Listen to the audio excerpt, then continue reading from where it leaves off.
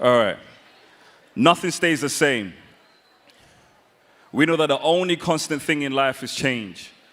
We watch days escape into obscurity when night gives way to morning's night. Yesterday's pain is more bearable. Time transports us from one world to another, from what we've known to what we've come to accept. Our parents' mistakes visit us in tendency too hard to reject. If you met the sins of your father, would you recognize them? We sat on concrete walls whilst others played penny up the wall. We used to call it pitch and toss. Sipping on a cold can of Dr. Pepper that would hit the spot. Running through the aisles of Paul Meadow to where a bus would stop. The days where time was at our disposal. Bike rides. We pedaled away to mischievous endeavors like regardless the weather, we conversed with the sun and the rain in a similar tongue. Looking at our school timetables trying to figure out which period was fun and which one needed truanting. Lunches at chicken shops, peering through each other's boxes to see who had the fewest wings. The good old days. It was a Sony Ericsson Walkman before the iPhone. Before Wi-Fi, it was an AOL modem with a dial tone.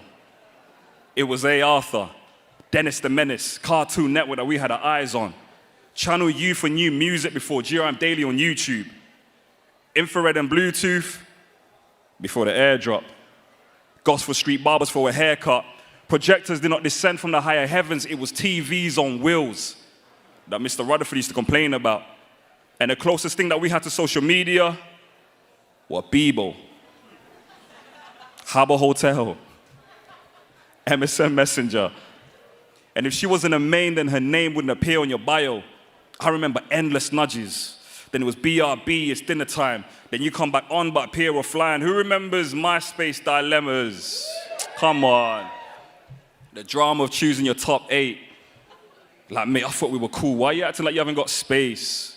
Who remembers house parties? Agro Santos. I got a free yard, man. Calm down, Norissa. Oh, you guys didn't grow up in my generation. Damn. Before the Magnums, it was Lambrini at Pinley Fields or Cali Park. The venue on the weekend if you had any bars. One time for the good old days. But change is inevitable. Yet when it comes to generations, it feels like each is a consequence of the preceding one. For the longest time, we've been raised by modern day elders. And our parents are yet to understand the severity of our environment and the dynamics of our environment. They don't know how a youth can earn enough stripes to warrant the title of older. And he or she might be the very person that guides your child in and out of focus. Like fragile petals scattered by a passing breeze. Like the whispers of lost childhoods embracing a chance to lead. Like they were misled. So you see, every mistake we make is destined to visit those next in line. So who bears the burden of responsibility if the present seems to reflect the consequences of a former time? But wait, my generation is the best. So one time for the good old days. Thank you.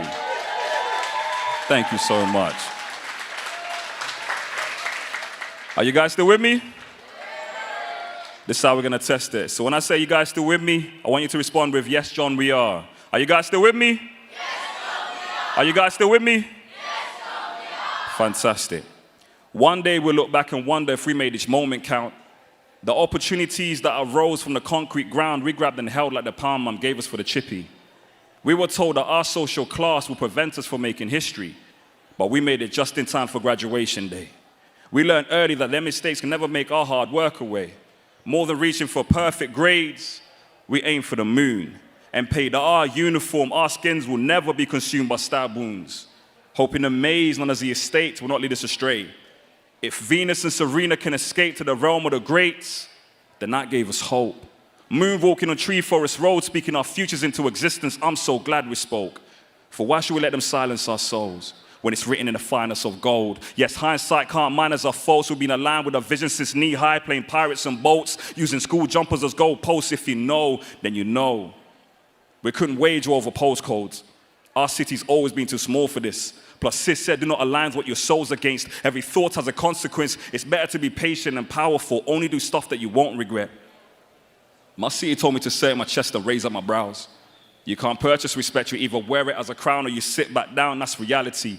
Searching for clarity, but some found his sanity not loud. But I wanted my mind clear so I could see the way out. Then lead a generation to manifest what they've been dreaming about. So I dress in my truth, a fabric that can't be fabricated. Because when we go, there'll be no replacements. Death doesn't care if we're literate or educated, Ed Sheeran, Taylor Swift, Cat's Eye, or the singer that never made it. Our humble beginnings produce this imagination.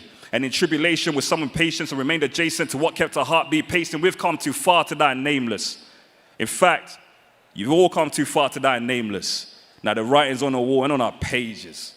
So soar, young eagle, soar. Roar, young lioness, roar. For the struggle will always conclude with a sensible summation. It was worth it. Make some noise for yourselves, guys.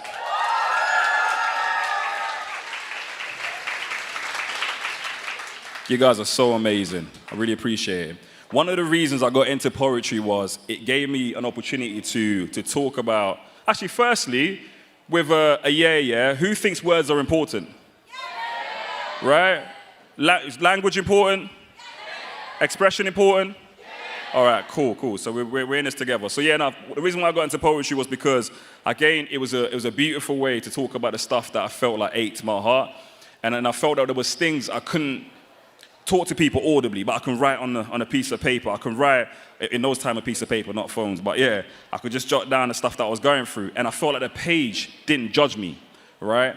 And I think that's a beautiful thing that poetry offers. And I think the spoken word element, where it's just you, the mic, and an audience, and you get to air out, your views, your perceptions on something, and hoping that somebody takes something from it, is also a powerful element. Now, I'm going to finish off with a poem that's dear to my heart, because I feel like we as a nation, we're currently in a space and time where we need to be together. Is that true or not? Yeah, we need to stick together. There's a lot of divisive politics. There's a lot of things going on trying to divide people. But I think there's power in unity. Can I hear you guys say power in unity? Power in unity. There definitely is. But with this last one, I need your help. Yeah? Is that cool? Who remembers the song Waving the Flag? Yeah? Do you remember it? Do you remember the melody? How did it go? Don't test you. When I get older, I will be stronger.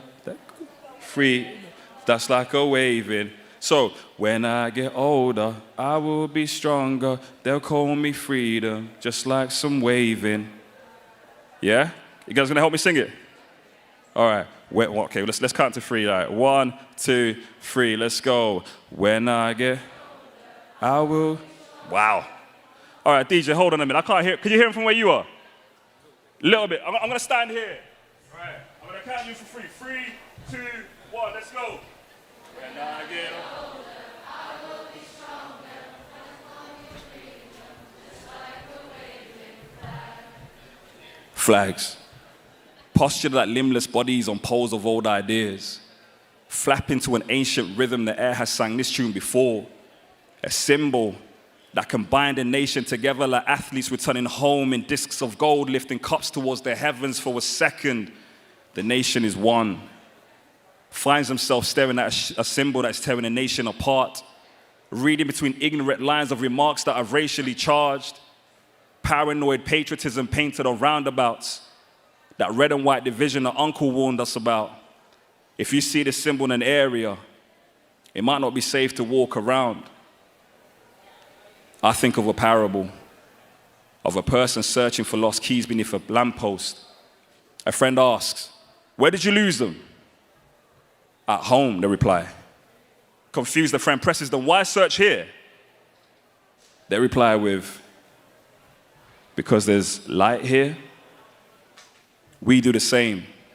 We search for answers where it's convenient, where it feels safe. We're not brave enough to search the dark corners, and the truth is, they're pitting us against each other, blinding us to the futures of our kids. And this goes beyond the borders of your politics. History is being written as we speak. We need change that leaves no one behind. And guess what? The lamppost is not where we misplaced our keys. Guys, I've been John Bernard. You guys have been amazing. Thank you so much.